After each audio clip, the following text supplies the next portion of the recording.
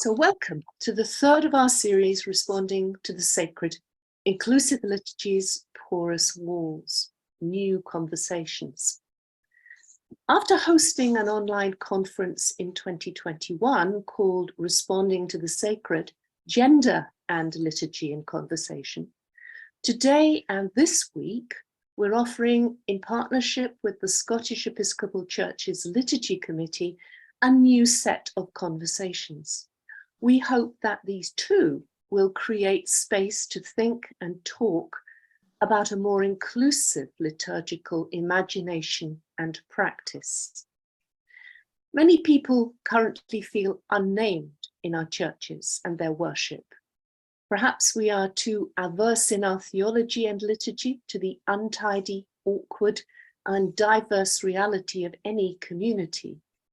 In this conversation, our guests draw on experiences of being in one way or another at odds with the common in our practices of so-called common prayer and worship. Our guests today are, first, Dr. Ruth Dunster. Ruth is a theologian and former school teacher, a poet and environmental campaigner, and most recently, author of The Autism of GXD, an atheological love story.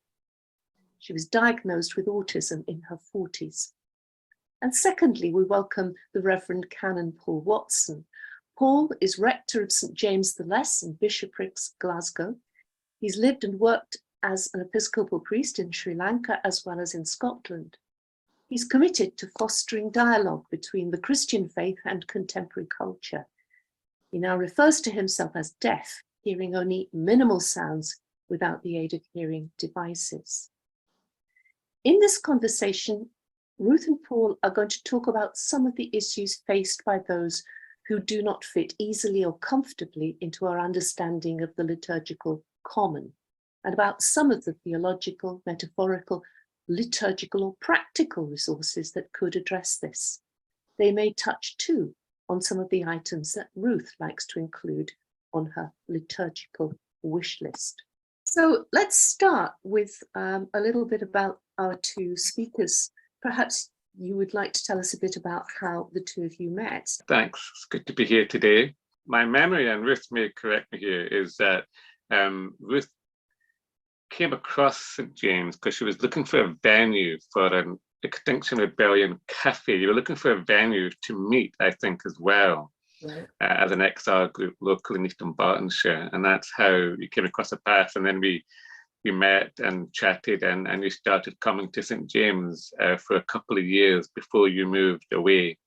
And it was great to have you with us. And when you were here, and you're here for a short time, but you left a big impact in your wake in lots of ways. And one of the things we did when you were here was, as part of our annual family fun day, which is just coming up again next Friday, you had a whole XR crafts and interaction table there that lots of young families interacted with you. So there's a great connection, and I really enjoyed my visits and our conversations with. But with anything from your side, what's your memory of St James and how we met? I'd forgotten all about that family fun day. It's funny how things come back to you.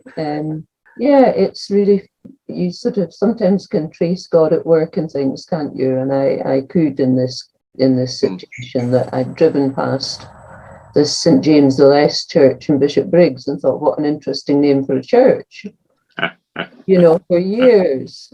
And then getting the East Barton Extinction Rebellion group off the ground, we had some trouble finding a venue who would host us because some people were a bit suspicious of us. We thought, well, crusties, that's what we get called, and you just had no hesitation about welcoming us in and giving us a place to use, which was wonderful. Then I felt, this might be a place I want to worship. And we had some great conversations, didn't we? From different perspectives. Yes, and that's the wonderful thing, is that neither you nor I have felt any pressure to have to conform to the other point of view, but we've met. I don't know, we found a common ground where we've met. We did indeed. Yeah. we'll talk later about disability and deafness and difficulty of hearing, but you're someone who's exceptionally good at listening to people's stories, and that's been really valuable to me. It's been a beautiful ground to meet on, so I need to say thank you for that. Thank you, and thank you also for your book, Ruth, which we're going to come back to later, because our conversations, but also your book, has really expanded my own understanding of neurodiversity and all the ways. I'm looking forward to mining some of the riches of that later on in our conversation. So, Paul, perhaps you could talk a little bit, first of all, then, about the experience of being hearing impaired, in a particularly perhaps in a liturgical context. Sure, thanks, Alison, for that. It's been good to be asked this question. I hadn't given any kind of systematic thought to it, but it's been a good exercise, and it's interesting. Just even last week, I was at a funeral in a very large church building, actually, and the loop was working. So I was able to follow a reasonable amount of what was said, but the building was so large and echoey that the actual echoes interrupted the effectiveness of the loop. So I could follow maybe 60% of what was being said from the front. And that would be fairly typical of large church buildings. So when we're talking about liturgy, I think we often forget the actual physical context, how people experience the service. For the hearing impaired, the quality of the audio is everything, really. And one of the things which, as a minister, when I lost my hearing 10 years ago, suddenly the quality of the loop system became very important in a way it hadn't before. And I think it's probably not that high up the agenda of any vestry or PCC, but it really is an important thing. And I think particularly as many of our congregation now are older people, hearing loss is something that is very, very common to people, but people will fudge it. They will kind of just get by on what they think is being said. They will try to fill in the gaps themselves, and they will lose a certain richness by not following everything that is going on. And sometimes you can be tempted to switch off, particularly if the sermon is not clear. Perhaps the person is speaking too quickly. Perhaps the mic has feedback. Anything to do with the audio experience, it's actually it's a gospel issue. It's a gospel issue because it can only be good news if we call it good news. And if we're not experiencing it as something which is good for us, but is something which is patchy, it kind of fades in and out, and we're having to fill in the gaps ourselves, or we switch off, that is not a good worship experience. So I know it's not perhaps what people would think of as coming to a liturgy conference, but actually these practical details, because so many folk do have hearing impairment issues now as they get older, I think it's a very serious one for churches. And so it's something that should be regularly checked. And I think my own experience has been the best way to do it is to actually ask people who use hearing devices in a church to come in sometime and just to test where you are in different bits of the church building and to see the quality of sound that's there, because it will vary, because sometimes the loop is not fully intact and there's places where it is better than others. So these are kind of practical issues which I just wanted to lead off with, because there are often things that we forget.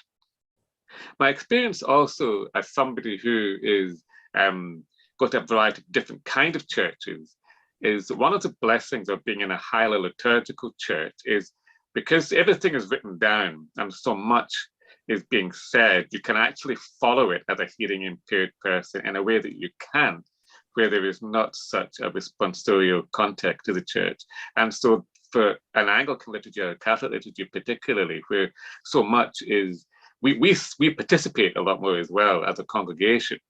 So for hearing impaired people, being able to participate in that way makes them feel part of things, even if they're not following the sermon fully, or they're not following the intercessions fully, there are other parts of the service where they feel they can really follow what is going on. But more than that, they can feel engaged and take part. So I would really, that is something which perhaps, I'm sure is not part of the reason we have such responses, but it is a real great collateral benefit for those of hearing impairment that we have such engagement from the congregation and we have a set liturgy that is written down.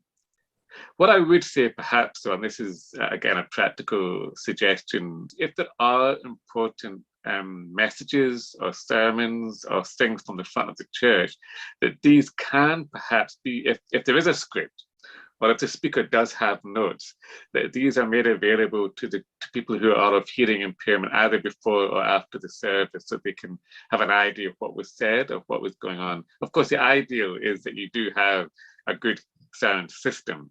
But I think in these ways, these are practical things that we should always be asking ourselves, what is the best way that people of a hearing impairment who feel sometimes disenfranchised, not through anybody's conscious fault, but just through drift and just through lack of attention, how can we include them? It doesn't take a lot, but it does take some organizing and some consistency and keeping on top of it. As far as the content of the liturgy is concerned, when we, particularly in a Scottish Episcopal context, when there's references to human frailty, to human brokenness, to the need for healing, to the need for restoration, when they have these themes and these images in our liturgy, I relate to them as a physically broken person. I don't have a problem calling myself disabled. I don't tend to think of myself in that way. I just kind of get on with life. And I am very blessed that my hearing loss, without my hearing devices, I can't hear a thing. I'm very, very vulnerable. But the technology now is such that they are able to really do miracles, literally, with somebody with my kind of loss, so that I can still, and I still remember when I lost my hearing, I had to be off work for a few weeks, and I was heartbroken. I thought, can I carry on as a priest? Can I still do what Lewis was talking about earlier? Listening to people is such an important part of what I do. And God has restored my ministry to me through the incredible technology and support that is there. But still, there is perhaps for me now a greater sense of my human brokenness than there was before. And it's more obvious. People have to be more kind and compassionate to me in meetings and in all sorts of ways. And I think that when it comes to liturgy, and particularly if I'm leading the liturgy, passages that refer to that, and that also look forward to healing and to wholeness and restoration, I resonate with them. My own human frailty is more obvious to me than it was before. So the liturgy, in that sense, has become richer. It's through my loss in many ways. And just a final point about this is that there is something about hearing which is at the center of script. You get a lot about hearing the voice of God, and because it's the story of Samuel and all of this. And there's something about listening, which is a deeply spiritual act.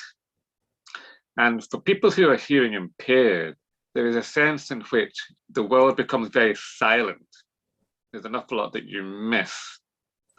And I think I haven't done enough reading, but this is a challenge perhaps to myself, but I think there is a rich theological theme there to be developed and to perhaps to be mined as well in the coming days of how do we talk about hearing God's voice when our own physical hearing is really minimal? And how do we do that in a way which unpacks some of the richness of the mystery of God and of waiting and of the gift of silence and of the gift of the unknownness of God, and our limitations can actually be a gateway perhaps to spiritual insights and riches because our vulnerability is more obvious. These are just some insights. I'm really looking forward to what Ruth has got to say, but I just wanted to set up my stall there and happy to take any questions or comments from either of you. Yes, of course, I wasn't aware of the hearing issues. I didn't know that you had a hearing impairment, Paul, actually, for a long time until somebody told me. So you obviously cope pretty well. But something else that I noticed in St. James when I worshipped there was that you had large print orders of service to hand to people coming in, because something that concerns me greatly is if I lose my eyesight and what a barrier that can be too. So the fact you had the liturgy and the church notices in large print was really reassuring, and that was great. Yeah. Yeah, and I think when you have one disability, you become more sensitive to others as well. And visual impairment obviously is something. I mean, I think a lot of what I have just been saying could apply to visual impairment too, to people being thoughtful, churches being thoughtful about how they allow their service to be accessible as possible. I mean, it's simple things like even if you're using a screen, what is the best size font to have? What's the best size, color combination to have for people with visual impairment? Thank you, Ruth. If after all these years, we still have the number of large font service sheets is increasing every time as more folk begin to have issues with their eyes. Yeah, and projector. You've used the projector before, and the projector screen. Yeah. It's been, I think that adds a wonderful dimension. Yeah. I have a question, Paul, and that I think maybe Ruth will pick this up later, but I know that one of the things that she is going to talk about is what neurodiversity brings to responding to the sacred, brings to the idea of worship. And I wonder what you would say being hearing impaired or hearing impairment itself brings in a kind of positive way. I mean, in some ways you've already kind of answered that question, but perhaps you could talk a little bit more about that. Yeah, sure. I think as a hearing impaired person, you are more vulnerable to things. And that sense of vulnerability is something which I think gives you a disposition generally towards the sacred. Because I think one of the things which makes that encounter with the sacred compromised and complicated sometimes is our pride and our self-containment as human beings. And we find vulnerability difficult. And when it is forced on you as somebody of a disability like myself, the kind of knock-on effect is that you become, I think, you're more sensitive to what you might be missing, and you're more aware of the ways in which you try to pretend you're not missing anything by filling in gaps and so on and pretending. And you know how dangerous it can be when you're on thin ice and you realize you don't actually know what's going on, but you're pretending that you do. And that is a very dangerous, well, I mean, it's not dangerous, it can be dangerous, but it is something which you know is not a healthy thing to do. You have to be honest with people, say, I'm just not following what you're saying. But wait a minute, please, can you repeat that? So when it comes to encountering the sacred, I think we can be very good at pretending that we know what we're doing, and actually we don't. So it's quite good to say to God, please, can you just say that again? I didn't quite follow, and that's kind of shorthand answer to your question. There's lots you could say about that, and part of the impetus of this conversation is going to send me away to do a bit of thinking on some of these matters myself. Thank you very much, Paul, again. And Ruth, now turning to you, would you perhaps talk a little bit about what your experience in this liturgical context, particularly of being neurodiverse or autistic, or how you would identify yourself? I am neurodiverse. I prefer the term autist. I'm an autist. I was relating so much to what Paul was saying about hearing and not knowing what's going on, because that's so much a part of autism is not knowing what's going on, not following people, not being able to read people. And I think that's why the Beatitudes have always been central to my theology. I don't think that's an exaggeration, actually. I think it's very much a liberation theology where blessed are the poor in spirit. And that's absolutely a gift. I've said when I was writing the autism of GXD, which is my PhD monograph, I said autism is my greatest blessing and my greatest curse. And that's really true, that paradox. And I think it's very much at the heart of the gospel, that paradox.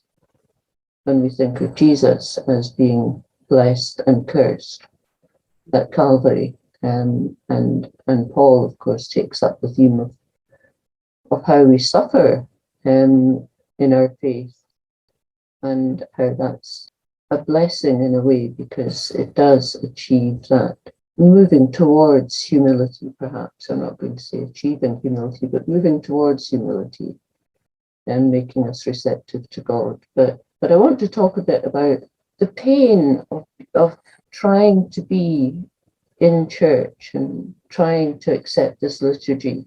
And a large part of it is the context of trying to be part of the people of God. A funny thing happened last week.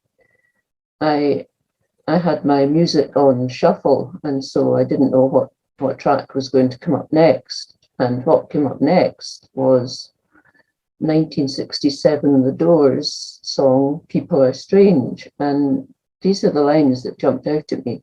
I'm not going to sing them. I thought about it, but I changed my mind. When you're strange, faces come out of the rain. When you're strange, no one remembers your name. And I had paused to think that sometimes that is how church feels when you're strange. But then another funny thing that happened was an uncanny contrast. I went to a venue, which I'll tell you about in a minute. It's called the Bike Shed. It's a wonderful place in Inverness. It's a venue that's run by two very different churches in collaboration. And what's wonderful about it is the absence of religion there. But just, there's no God talk, there's no Jesus talk, but there's a lot of love and a lot of openness. In fact, the only Jesus talk that comes up is sometimes when the organizer gets teased for being a Christian, or will have some self-deprecating humor about being a Christian. And so that it's a kind of secret that Jesus is there, unspoken, but in the privacy of a one-to-one conversation. I wonder how many people actually have a chat with the organizer. And that's none of my business. I think it's beautiful. So anyway, that's a long way around to tell you that I was at the Bike Shed after listening to the Doors saying, when you're strange, no one remembers your name. And lo and behold, somebody got out their phone, put it on speaker and played the theme 1983 from the American NBC TV series Cheers, which you may remember tells us sometimes you want to go where everybody knows your name and they're always glad you came. You want to be where everybody knows your name. And that just sums up so much of the aspiration of community, which embraces people who are strange, because the Bike Shed is a collection of strange people. If you go to an open mic night, you will meet strange people. And if you stick around, you'll see that they're rather wonderful. And that's a work that I think the church needs to do. After I wrote The Autism of GXD, I started to sense that I'd focused on autistic people being the strangers who have difficulty in accommodating to the church. But I realized that I wasn't the only stranger hovering around the walls of the church as we sip our coffee in our cliques. Queer theology, liberation theology, unableist theology, and the prophetic witness of my fellow climate change protesters have emboldened me to feel less alone in a conviction that the weight of doctrine and tradition cannot contain us, and yet, as the beloved poor, we belong to Christ. So I'm in a strange intersectionality. I'm an autistic theologian, I'm a poet, I'm a climate activist. And can the church contain me? And can I be heard there? I don't know how that resonates with you, Paul. Thank you, Ruth, for that. Yeah, I think that the church could contain me. I suppose it's whether the difference between being contained and being fully participative, if that makes any sense. And I suspect for people with disabilities, you can feel the church can hold them, but they might feel still just on the edge of it and not fully participative. And I think that's and I suppose also you do feel there's enough big issues facing the church, all sorts of things. Does my disability, is it important enough to raise? Do you know what I mean? And I think maybe that's the question there of people feeling there's lots of stresses and strains on the church today.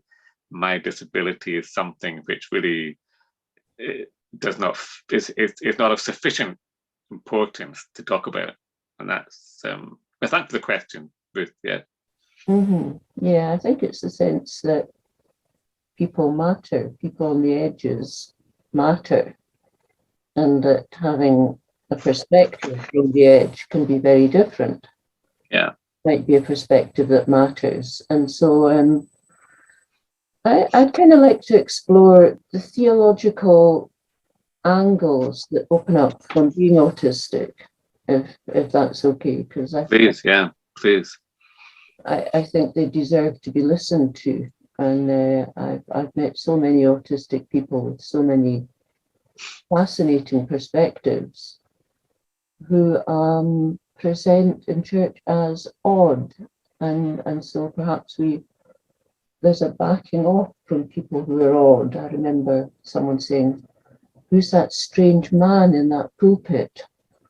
And just feeling my heart sink. Yeah. Instead of a tone of voice being, "Who's that strange man in that pulpit? How exciting, let's go and see." Anyway, in the Autism of GXD, I did explore the paradox, and it's become more and more a lived experience, as you know, Paul, that the deeper we journey into the darkness of God, the more radiant becomes a kind of universal sacrament. And that's going back to Hugh de Victor in the 12th century. But I think it's very current now, the idea of a universal sacrament. And the work for us is to discern that universal sacrament in the messiness of our lives and to seek out the moments of grace. I think we once called it having an attitude of gratitude. I don't remember that conversation, but But where we can discern the presence of God, even in that darkness. And it seems to me that autists experience both the darkness and the light in heightened ways. And so we may be very distressed, or we may be very ecstatic, but I think we need to be supported, to be held, to say, "This is the presence of God, you're safe." And also to be listened to say, "Here's the presence of God in my life. Would you like to know about it?" Yes, I would, because I want to learn about the presence of God in these heightened places, and I might actually recognize myself in them. And then something else I wrote about was the term literal metaphor, and I don't want to spend 3 hours talking about it, but I think the word seriousness is useful here, that autists take truth and metaphor utterly seriously, and this can lead to painful incomprehension and grappling and struggling, but it can lead us into deeper faith where we inhabit metaphor. I don't understand how this metaphor works, but I'm in it because I'm taking hold of it and it's inhabiting me. That can be a really powerful experience. And maybe I would challenge the church to look at our liturgy and say, what would happen if I took it literally? It doesn't make sense literally. Or does it? Does it, doesn't it, does it, doesn't it? And that struggle, but just staying with it and taking the metaphor seriously. I think I've made the point that autists, along with all other oddballs and strangers and awkward people, might be a blessing to the church. And the painful, uncomfortable, vital ways of sustaining these conversations, it's a difficult process, but perhaps it's a holy one. And lastly, well, as far as I still have my wish list to get onto, so I'll speed up a bit, but I want to say something theologically about seeing this darkness of God as the death of God. which is a very radical theological position to take. So the sacrament of the Eucharist is an enactment of universal abandonment. And I want to know that although our theologies are very different, and I have this radical theology of the death of God, we're partaking of the same sacrament in unity. Yeah. And with acceptance of each other's theological perspectives. Yeah. So here I am in my death of God theology with the sacrament as an enactment of universal abandonment. And with Jesus, I'm crying, why have you forsaken me? In the sheer agonies of autism. And I taste and eat the body of God, affirming this presence, even while my inner poet muses and writes, this is the cosmos. This is all brokenness. How do you expect me to swallow that? And then I swallow God, and I know that I'm no longer alone. Ruth, that is so moving. I mean, I think having the privilege of being your priest for a couple of years, none of our conversations were boring. I never found myself nodding off at all for any of them. Because for you, there was a vividness to your faith and to your questions. There was an edge to them that said, this is serious stuff. I'm not mucking around here, and I never doubted the reality of your questions and of your different perspective on faith. But the fact was that to whom could you go? Do you know what I mean? We're all left with the disciples. You have the words of eternal life, and I felt you were pushing into air. You were challenging my faith. You were challenging my theology. Just through the authenticity of your experience. I think because people's stories are important to me. So for me, this was your journey. You were the first artist really that I had got to know in any kind of depth at all. And I think your experience of life and your experience of faith within the context of your life story and your faith art, which has been which is a conversation perhaps for another day. The journey of faith that you've been on very much reflects the seriousness of things that you were talking about, the importance of truth. Truth is important. It's not just a question of opinion, and wrestling to that. Which somebody comes from an evangelical perspective, I resonated well with that. The truth is something which matters. We can disagree what it is, but we all know that somewhere out there is something that is worth struggling for. And that is what I resonated. I think in some ways, the depths of your faith and experience called me to a deeper depth in mind, really. And certainly has set me on a journey ever since then. And how can the church include such rich conversations with people like yourself, really? And that just feeds in so nicely my wish list. It does, because here's the paradox of someone with a hearing impairment who is one of the best people I know at listening. So how astonishing is that? These paradoxes at work. But the first thing on my wish list actually is silence. The radical theologian Tom Altizer uses the term chatter to describe the inner monologue that we have, which prevents us from hearing God in the silence. And I think we can learn a lot from Quakers who sit in silence and silence the chatter, which is not an easy thing to do. Yeah. And it occurred to me, we were talking about porous walls as the context of our conversation. Our chatter is a wall that we put up against ourselves, stop us from encountering ourselves. So how can we encounter God unless we're authentically encountering ourselves? And so number one on my wish list for the liturgy would be more silence. Yeah. And I know that for some people that can be extremely uncomfortable. So perhaps we can't push it too far, but just let's try a little bit of silence and see what happens. I think it was G.K. Chesterton that talked about poor talkative Christianity. A great phrase, poor talkative Christianity. And a shared silence, as you know, is such a powerful thing. And I know it's very important. It's quite difficult for you to find a church that you're happy with. You're still looking for that. Yeah. Yeah. And I think I've already mentioned the second thing on my wish list, which is dissent. As an autist, I have very black and white thinking, and I will relentlessly pursue a question, but I won't see the compromises. My sister is a Church of Scotland member who can make all kinds of compromises and say, well, yeah, I don't agree about that, but that's okay. But I think about things in very black and white terms, and that's a very autistic thing. And so I need to know that it's safe for me to have my black and white thinking, and it's safe for me to say, I don't agree with that, and that the walls won't come tumbling down and the church won't fall apart because we disagree. I really value that we have that kind of friendship. Yeah.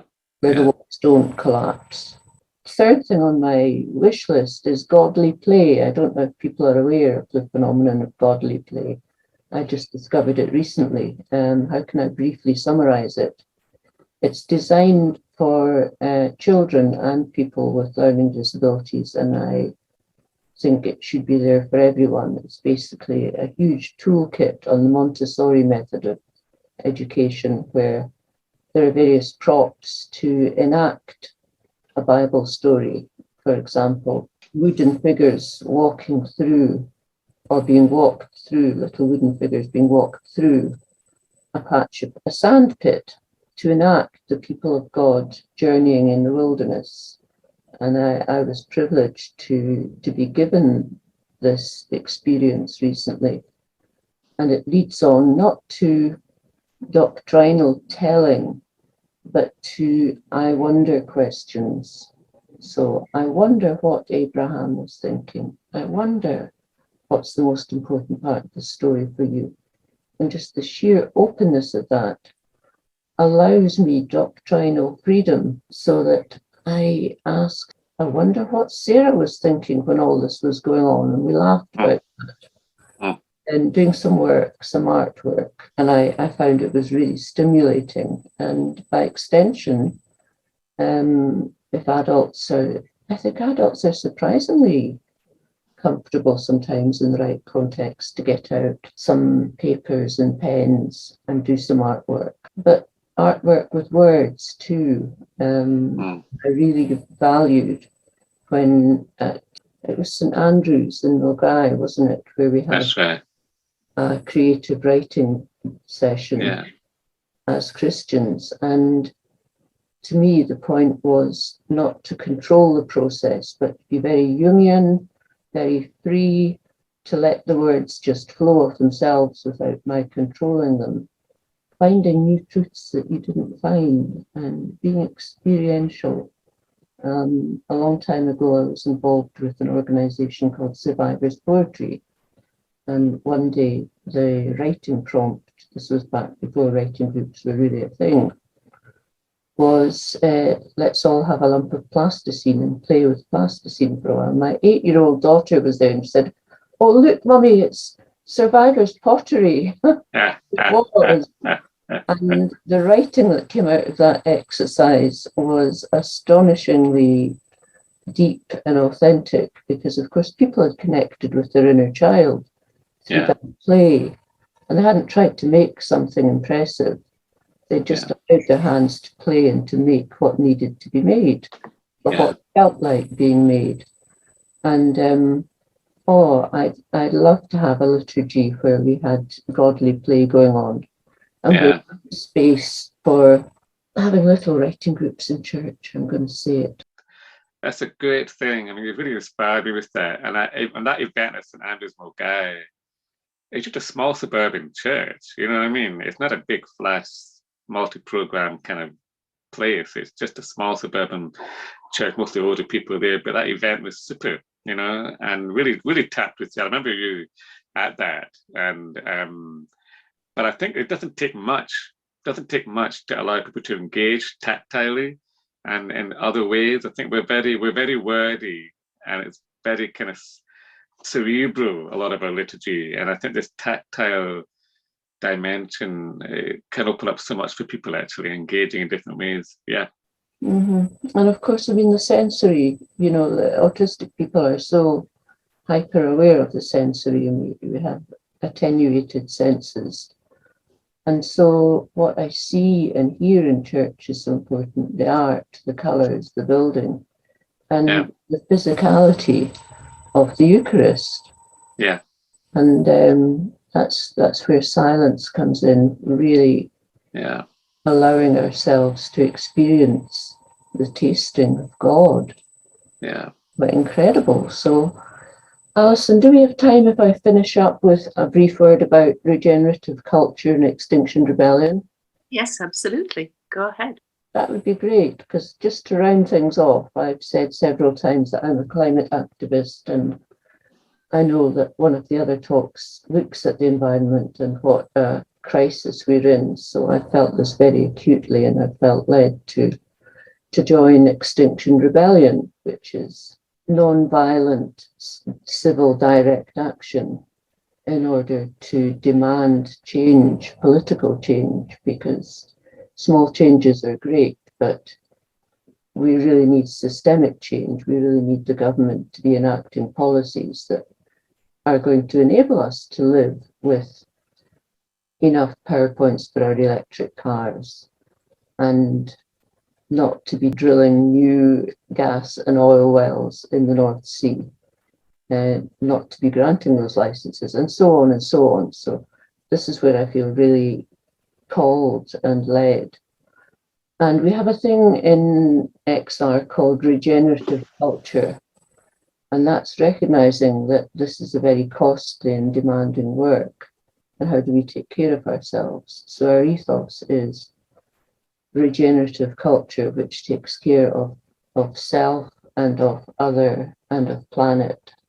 So just to give you an example, we had a regenerative culture weekend last weekend. We went up into the Northwest Highlands, which Paul, you would have absolutely loved, up north of Lochinver.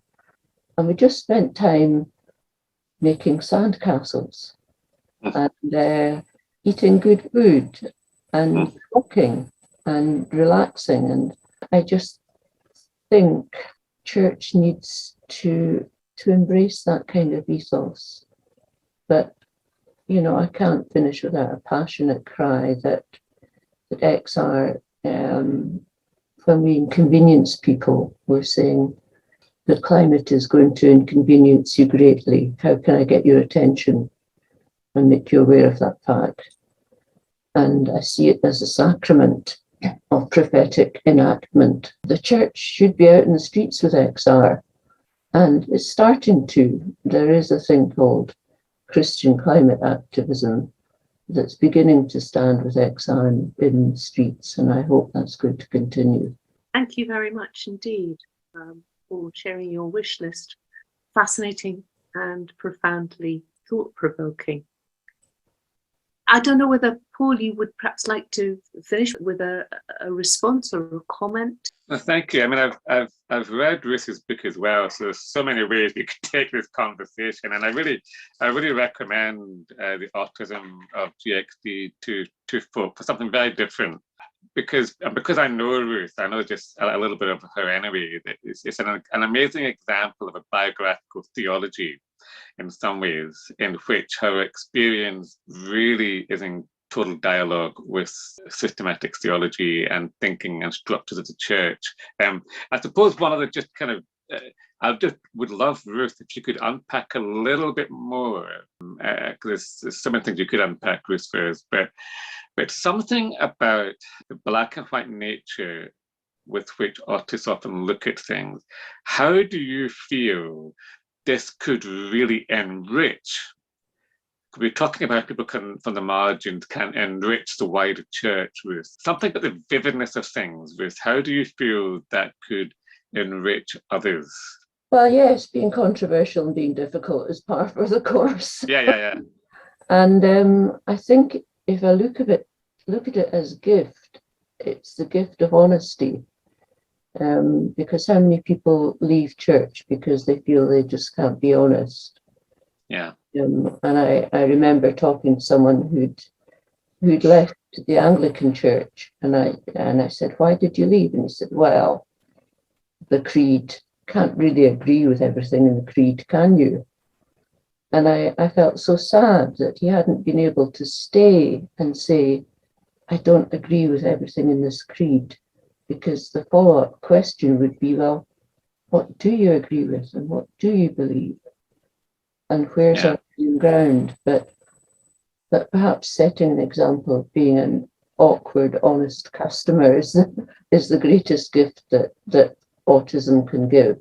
I think there's a subversiveness there. I think speaking as an Episcopalian, many of our churches, there is a kind of there is a reserve there. There's a politeness with our conversation within our church life, which is great for clergy. It makes life a lot easier for us. Things tend to be smooth, and as a clergy person, you don't want to drop the ball on your watch. You want things to be as smooth as you can. And I think the prophetic voice of people from an autistic background who want to say things that should be said is actually quite liberating for church. It can be uncomfortable and controversial, as you say, but I actually think you generate a conversation and you call people to a greater vulnerability and openness. What do you really think about this? It's okay if you disagree with me. What do you really think? What is it you really want? What is it you don't want? These are questions that we can be uncomfortable with as Episcopalians sometimes, and particularly as church leaders. And I think that disruptive voice that refuses not to be heard, you know what I mean, is very, very important. To say, like, this is too serious for us just to keep being nice to each other. Let's have a substantive conversation. Let's talk about things, even if it means we may disagree, but let's get some of the stuff out on the table. And I think that becomes a very honest place. And I think that's one of the gifts the church can offer the world, actually, to be honest, is that we can actually, as a community, still love each other through differences. And rather than denying the difference, let's talk about them and articulate them. So thank you, Ruth. And you have the grace to cope with that conversation. And that's very much a gospel thing.